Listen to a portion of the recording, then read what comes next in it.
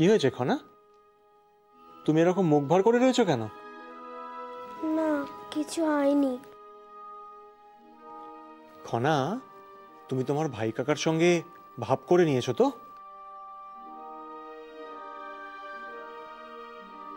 বুঝেছি। খনা, তোমার ভাই কাকার সঙ্গে তোমার কিন্তু যত তাড়াতাড়ি সম্ভব কথা বলে নেওয়া উচিত। আমি তো তাই চেয়েছিলাম জান, কিন্তু ভাই কাকাই নাকি চায় না। আমি তো চেয়েছিলাম রাজসভায় যাওয়ার আগেই ভাই কাকার সাথে কথা বলতে। শোনো খনা, রাজসভায় যদি আমার আর মহানামার লড়াইয়ের কথা ওঠে তাহলে তুমি কিন্তু কিছু বলতে চেও না। যা বলার আমিই বলবো। জান, ভাই কাকাকে ও কথা বলে সত্যি আমি খুব অন্যায় করেছি, কিন্তু আমি সত্যি এরমভাবে কিছু বলতে চাইনি, হঠাৎই বলে ফেলেছি। আমি অন্যায় করেছি জান। জানি তুমি বলে ফেলেছো, মন খারাপ করো না। তোমার ভাই কাকার রাগ কিন্তু তোমাকেই ভাঙাতে হবে, ঠিক আছে?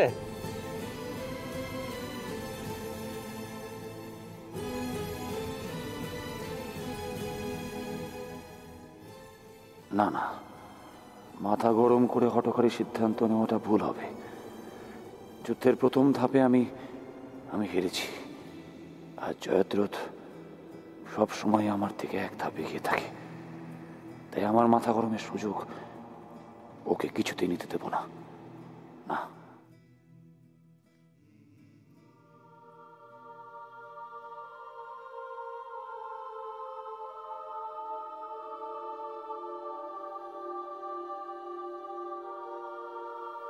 মহানামা,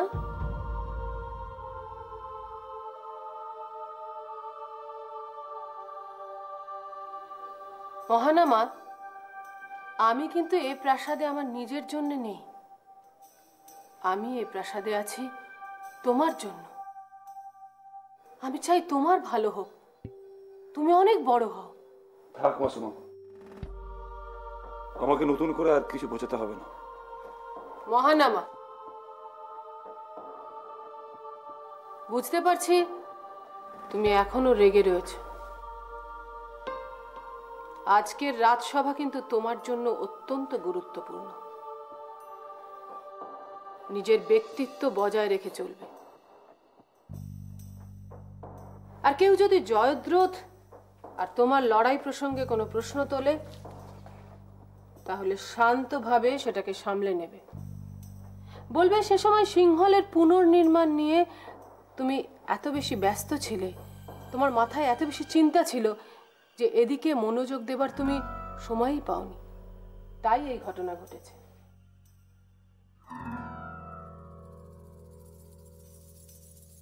এবার না, এটা একটু মুখে তোলো। আপনার কথা আমার মনে থাকবে। মাসুমা একটা কথা ঠিকই বলেছেন। আজকের রাজসভা আমার জীবনে হয়তো সত্যি এক গুরুত্বপূর্ণ অধ্যায়। না, আমার যোদ্ধারা পরাস্ত হতে পারে না, জয় ওদের হবেই। আমাকে আরো সাবধানে থাকতে হবে। মহান আমাকে যদি সিংহাসনে পৌঁছে দিতে পারি, আমিও তারপরে প্রাসাদের অন্তঃপুরের কর্তৃত্ব নিজের হাতে নিয়ে নেব। আজ আমরা সকলে এখানে সমবেত হয়েছি কারণ আচার্যদেব আমাদের এই রাজসভা আয়োজন করার অনুরোধ করেছিলেন বলে।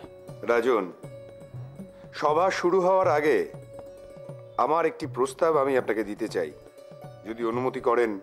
বলুন। দেবী দুর্গার অশেষ কৃপায় সিংহল আজ বিপদমুক্ত।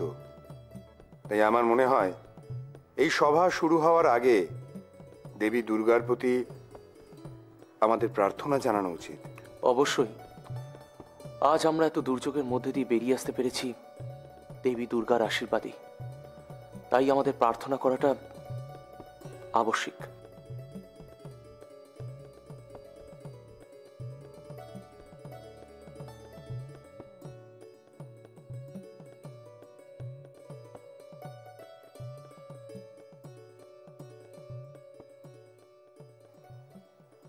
হে মা দুর্গা, সিংহল আজ বিপদমুক্ত আপনারই অশেষ কৃপায়। সিংহলের যেটুকু প্রাণ, যেটুকু সম্পত্তি বেঁচে আছে, সে সবই আপনার কৃপায়। আপনি সর্বদা সিংহলকে এইভাবেই রক্ষা করুন মা। আর এই বিপর্যয়ে যারা পৃথিবীর মায়া ত্যাগ করেছে, তাদের আত্মা শান্তি পাক মা, তাদের আত্মা শান্তি পাক।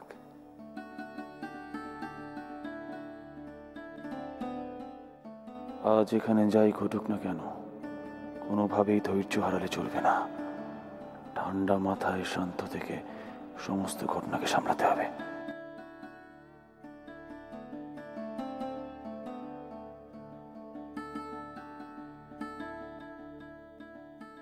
সবাই আসন গ্রহণ করুন।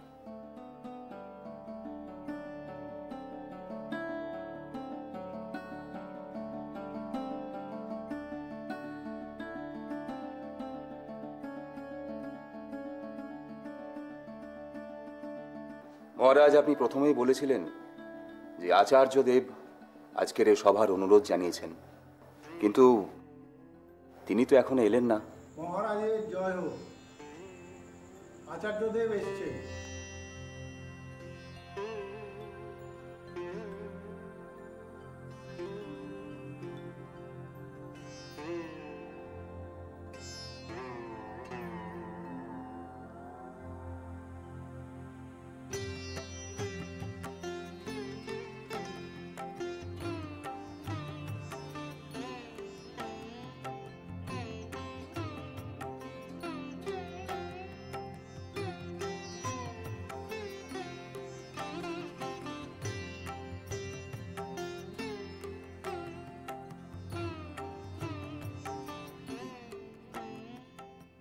প্রণাম আচার্যদেব।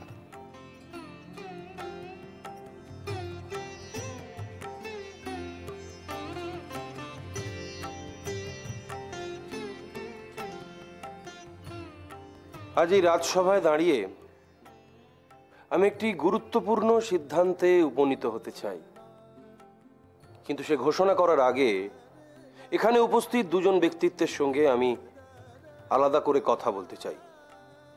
প্রথমজন হলেন মহারাজ, আর দ্বিতীয়জন হলেন জ্যোতিষবিদ।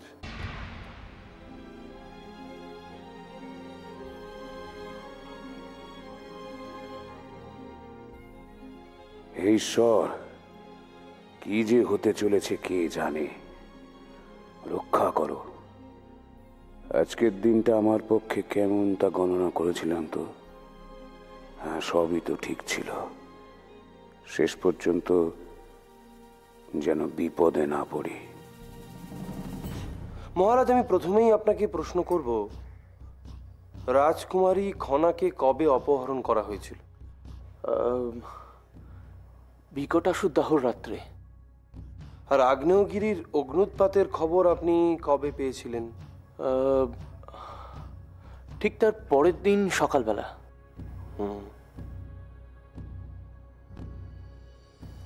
খনা, তোমাকে অপহরণ করে কোথায় নিয়ে যাওয়া হয়েছিল? সিংহলের বাইরে একটি দ্বীপে। আচ্ছা খনা, তুমি সিংহলে আবার ফিরে এলে কবে? ঠিক তার 4 দিন পর। ঠিক তার 4 দিন পর। মহারাজ, এবার আপনি বলুন তো, ওই অগ্নুৎপাত থামার খবর আপনি কবে থেকে পেতে শুরু করলেন? ঠিক 4 দিনের মাথায়। এবার জ্যোতিষবীরকে আমি একটি প্রশ্ন করতে চাই, যদিও এই প্রশ্ন আমি আগেও করেছি। আচ্ছা, আপনি কি গণনা করে সিংহলের এরকম কোনো বিপদের আশঙ্কা অনুধাবন করেছিলেন? না। তাহলে আপনারা সকলেই ওনাদের কথা শুনলেন। মহারাজ এবং জ্যোতিষবীরের বক্তব্যকে সামনে রেখে আমি একটি সিদ্ধান্তে উপনীত হতে চাই। রাজকুমারী খনা আমাদের সিংহলের পক্ষে অত্যন্ত গুরুত্বপূর্ণ বিষয়। তার উপস্থিতি বা তার অনুপস্থিতিতেই সিংহলের দুর্ভাগ্য বা সৌভাগ্য নির্ভর করছে। তাই আমি আমি আচার্য বিদ্যাধর এই রাজসভায় দাঁড়িয়ে ঘোষণা করতে চাই যে রাজকুমারী খনা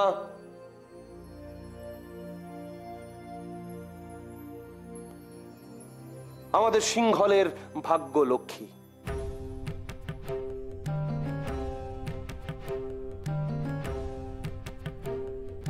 ज्ञान ज्ञान धर्म प्राण काल काल युग महान। ज्ञान ज्ञान धर्म प्राण काल काल युग महान। मननय अंतरिक्ष व्योम जागे दीप्त सर्वभूम। एक शरीर बहुगुणा वसते सर्व मने खना खना खना खना खना। আচার্যদেব, দয়া করে ধৃষ্টতা নেবেন না, কিন্তু ভাগ্যলক্ষ্মী বলতে আপনি ঠিক কি বলতে চাইছেন সেটা যদি একটু ব্যাখ্যা করে বলেন। মহারাজ, আমি আপনার সামনে খনার জন্মের মুহূর্তের কিছু বিষয় আলোকপাত করতে চাই। রাজকুমারী খনার জন্ম হয়েছিল পূর্ণগ্রাস সূর্যগ্রহণের দিন। মনে করে দেখুন, সেই দিনই আবার সূর্যের আলোক দেখা গিয়েছিল।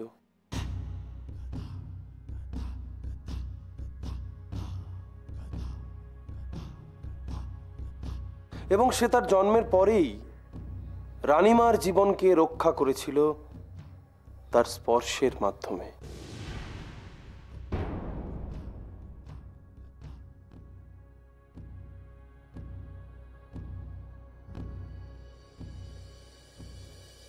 ঠিক 7 বছর বাদে বিভীষণ উৎসবের দিন রাজকুমারী খনা তার বাবার জীবন রক্ষা করে, কিন্তু নিজে চূড়ান্তভাবে আঘাতপ্রাপ্ত হয়।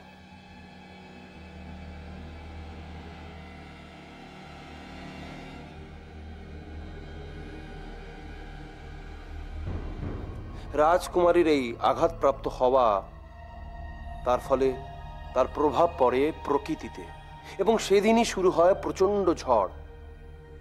এরপর তাকে বিষ পান করানো হয়।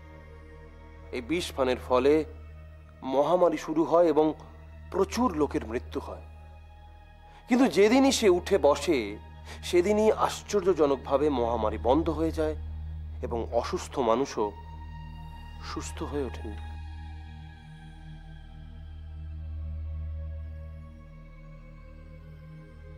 এখানেই শেষ নয়।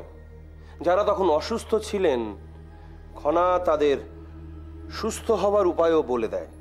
দেশের নাম সিংহল, অপর নামে গেলে পিঠ জ্বর কমবে, তাই বেটে খেলে।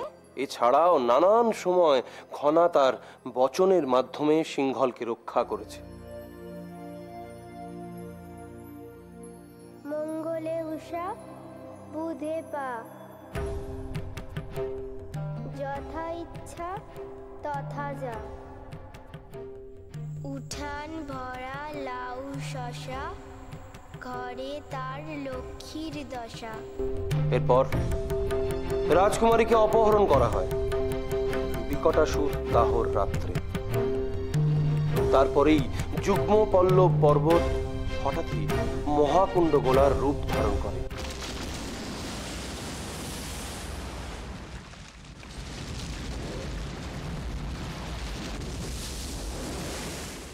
রাজকুমারী ফিরে আসার সঙ্গে সঙ্গেই অগ্নুৎপাত বন্ধ হয়ে যায়। অতএব দেখা যাচ্ছে খনা শুধুমাত্র সিংহলের ভাগ্য নিয়ন্ত্রকই নয়, সিংহলের সেই ভাগ্যের প্রতীক স্বরূপা।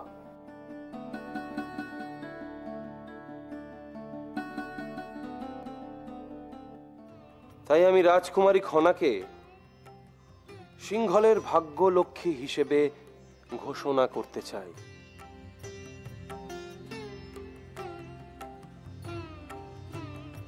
কিন্তু আচার্যদেব, আমরা তো কোনোদিনই কেউই এরকম করে ভাবিনি।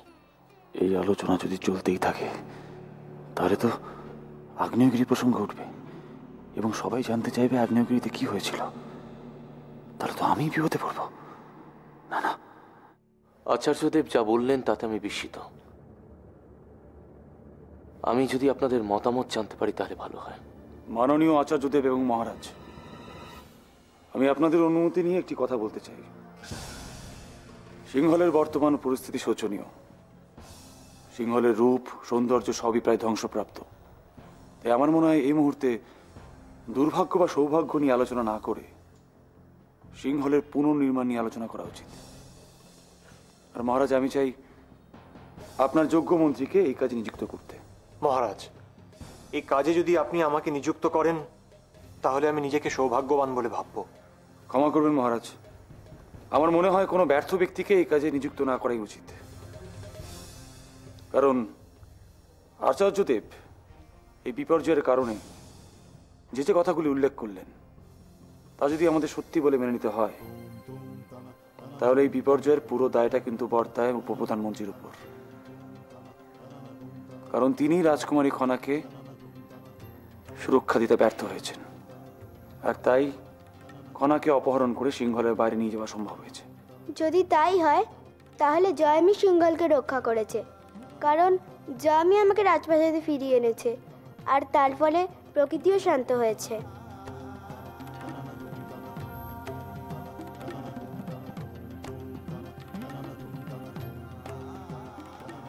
সত্যি জয়দ্রথ, তোমার খেলার পদ্ধতি শিক্ষণীয়। একটা শিশু মনকে নিজের দিকে করে নিয়ে এভাবে জয়লাভ করতে চাইছো? ছি। রাজু, আজ রাজপ্রাসাদে আসার আগে ভাবতেও পারিনি এতগুলো প্রশ্নের সম্মুখীন আমাদের হতে হবে। এখন আপনি দয়া করে বলুন রাজু, রাজকুমার যা বলছেন সেই ব্যাপারে কি আমাদের সিদ্ধান্ত নেওয়ার কোনো প্রয়োজন আছে? যদি এই পুনর্নির্মাণের কাজে আপনি আমাকে যোগ্য বলে মনে করেন তাহলে আমার সঙ্গে আলাদা করে আলোচনা করে নেবেন। এখন আপনার অনুমতি চেয়ে আমি এই মুহূর্তেই সভা ত্যাগ করতে চাই।